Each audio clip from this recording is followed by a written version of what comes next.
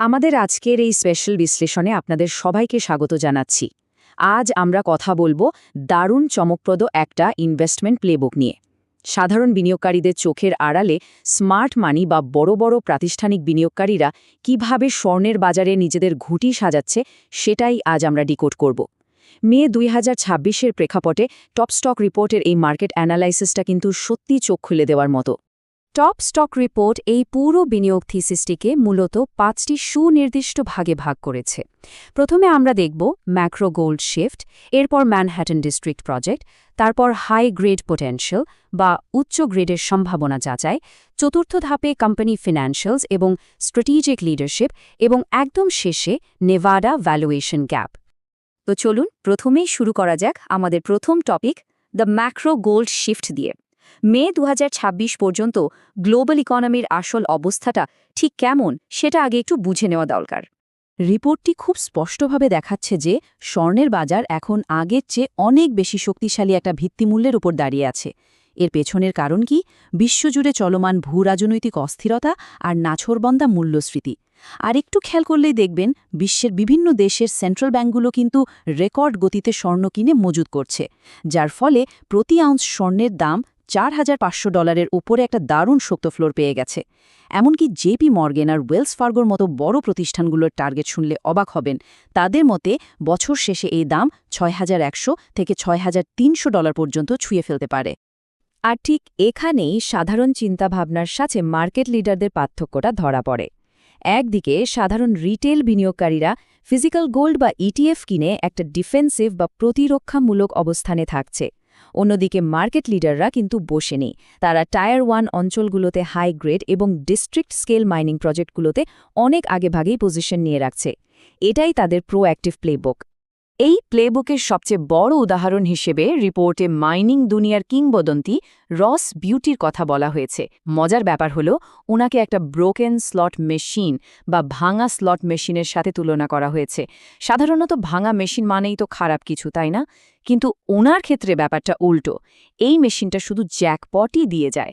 Share হোল্ডারদের জন্য ধারাবাহিকভাবে বিশাল ভ্যালু তৈরি করার এক অসাধারণ ক্ষমতা আছে উনার। সম্প্রতি স্করপিও গোল্ডে রস বিউটি এবং এরিক স্প্রটের $8 মিলিয়ন স্ট্র্যাটেজিক বিনিয়োগটা এই প্লেবুকের একটা পারফেক্ট কেস স্টাডি। আর এই প্রসঙ্গটাই আমাদেরকে সরাসরি নিয়ে যায় আমাদের দ্বিতীয় অংশে, দ্য ম্যানহ্যাটন ডিস্ট্রিক্ট প্রজেক্ট। ঠিক এই জায়গাটিতেই বড় বড় বিনিয়োগকারীরা তাদের চোখ রাখছেন। রিপোর্টটি মূলত স্করপিও গোল্ডের ম্যানহাটন ডিস্ট্রিক্ট প্রজেক্টের উপর ফোকাস করছে। এটি নেভাডায় 4,780 হেক্টরের বিশাল এক সম্ভাবনাময় জমি নিয়ে গঠিত। সবচেয়ে ইন্টারেস্টিং ব্যাপার হল জায়গাটি কেনোরাস গোল্ডের বিশ্বমানের রাউন্ড মাউন্টেন খনি থেকে মাত্র 15 কিলোমিটার দক্ষিণে অবস্থিত। ভূতাত্ত্বিক দৃষ্টিকোণ থেকে এত কাছাকাছি থাকাটা দারুণ তাৎপর্যপূর্ণ। আর এই জিওলজিক্যাল করিডোরটি এখন একটা বড়সড় টেকনিক্যাল রি-রেটিংয়ের মধ্য দিয়ে যাচ্ছে। এখানকার সবচেয়ে চমকপ্রদ বিষয়টা হল স্করপিও ঐতিহাসিকভাবে খণ্ডিত একটা অঞ্চলকে সফলভাবে একত্রিত করেছে। তাদের কাছে এখন 1,40,000 মিটারেরও বেশি ঐতিহাসিক ড্রিলিং ডেটা আছে, যা দিয়ে তারা এই বিশাল জিওলজিক্যাল পাজলটা মেলাচ্ছে। বিশেষ করে গ্যাপ জোন নামের 200 মিটারের একটা করিডোর, যেখানে অতীতে তেমন কোনো কাজই হয়নি, সেখানে এখন তারা পুরো ফোকাস দিচ্ছে। এবার আমরা আমাদের তৃতীয় ধাপে চলে এলাম। চলুন জিওলজিক্যাল ডেটার আরেকটু গভীরে যাই এবং দেখি এই প্রজেক্টের ক্ষেত্রে হাই গ্রেড পোটেনশিয়াল বলতে আসলে কি বোঝানো হচ্ছে। রিপোর্টটি একটা দারুণ তুলনামূলক চিত্র তুলে ধরেছে। নেভাডায় অন্যান্য ওপেন পিট খনিগুলোর গড় গ্রেড যেখানে 0.6 গ্রাম পার টনেরও নিচে, সেখানে স্করপিও গোল্ডের প্রাথমিক হিসেবে দেখা যাচ্ছে তাদের গ্রেড 1.26 গ্রাম পার টন, অর্থাৎ গড়ের চেয়ে দ্বিগুণেরও বেশি। মাইনিং ইন্ডাস্ট্রিতে এই হাই গ্রেড থাকাটা যে কোনো কোম্পানির জন্যই একটা শক্তিশালী মার্জিন প্রোটেক্টর বা মুনাফা রক্ষাকারী হিসেবে কাজ করে। আর এই সম্ভাবনাটা যে শুধুই কথার কথা নয়, তা প্রমাণ করতে এপ্রিল 2026 সালের দারুণ কিছু ড্রিলিং রেজাল্টও দেখানো হয়েছে। বিশেষ করে জাঞ্জিবার ট্রেন্ড এবং গ্যাপ জোনে 2.74 থেকে শুরু করে একেবারে 7.45 গ্রাম পার টন পর্যন্ত স্বর্ণের গ্রেড পাওয়া গিয়েছে। সবচেয়ে বড় কথা হলো এই হাই গ্রেডের সন্ধান পাওয়া গেছে বর্তমান খনির সীমানার একদম বাইরে, যা প্রজেক্টের বিশালভাবে সম্প্রসারিত হওয়ার একটা পরিষ্কার ইঙ্গিত দিচ্ছে।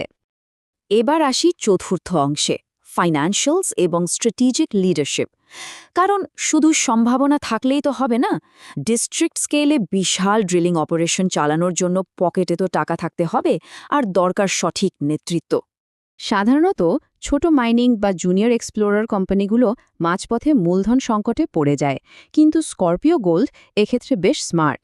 রিপোর্ট অনুযায়ী তারা তাদের নন কোর প্রজেক্ট বিক্রি করে $7.5 million, in the money warrant থেকে $7.9 মিলিয়ন এবং বিউটিও স্প্রটের প্রাইভেট প্লেসমেন্ট থেকে আরও $8 মিলিয়ন সংগ্রহ করে দারুণভাবে তাদের আর্থিক ঝুঁকি কমিয়ে এনেছে।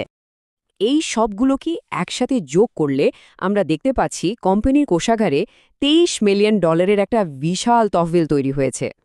একটা এক্সপ্লোরেশন কোম্পানির জন্য নগদ এত টাকা থাকাটা বাজারে রীতিমতো দারুণ একটা আত্মবিশ্বাসের প্রতীক। সোর্স জানাচ্ছে এই বিপুল মূলধন দিয়ে তারা 50,000 মিটারের ফেজ 2 ড্রিলিং ক্যাম্পেইনের সম্পূর্ণ খরচ অনায়াসে মেটাতে পারবে। আগামী আগস্ট 2026-এর মধ্যেই এই কাজ শেষ হবার কথা। তার মানে এতদিন যা কেবল ভূতাত্ত্বিক ধারণা বা থিওরি ছিল, তা এখন সরাসরি বাস্তব ডেটায় রূপ নিতে যাচ্ছে। এত বড় অপারেশনের পেছনের মানুষগুলো কারা? তাদের লিডারশিপ টিমের দিকে তাকালে দেখা যায় সিইও জেন কল্যাণ, টেকনিক্যাল ডিরেক্টর লিও হ্যাথওয়ে এবং অ্যাডভাইজার ড্যানিয়েল কুঞ্জ। এই টিমের অতীত রেকর্ড কিন্তু অসাধারণ। একসাথে তাদের $1.65 বিলিয়ন অধিগ্রহণের অভিজ্ঞতা রয়েছে। অর্থাৎ একটা প্রজেক্টকে কিভাবে সফল এক্সিটের দিকে নিয়ে যেতে হয় সে ব্যাপারে তারা দারুণ অভিজ্ঞ। সেই অংশে এসে আমরা পুরো বাজারের চিত্রটা একটু ভিন্ন আঙ্গিকে দেখব। আমাদের পঞ্চম point, the Nevada valuation gap. পুরো রিপোর্টের মূল ক্লাইম্যাক্স কিন্তু এখানেই লুকিয়ে আছে। একই এলাকার সমকক্ষ অন্য কোম্পানির সাথে স্করপিওর মার্কেট ভ্যালুর এক বিশাল পার্থক্য দেখা যাচ্ছে। যেমন ধরুন, নেভগোল্ড কর্পোরেশনের মতো নিম্ন গ্রেডের কোম্পানির মার্কেট ক্যাপ যেখানে প্রায় $195 মিলিয়ন, সেখানে স্করপিওর মতো হাই গ্রেড অ্যাসেট থাকার সত্ত্বেও তাদের মার্কেট ক্যাপ মাত্র $70 মিলিয়ন কাছাকাছি। পার্থক্যটা সত্যি চোখে পড়ার মতো। এই গ্যাপটা কেন গুরুত্বপূর্ণ?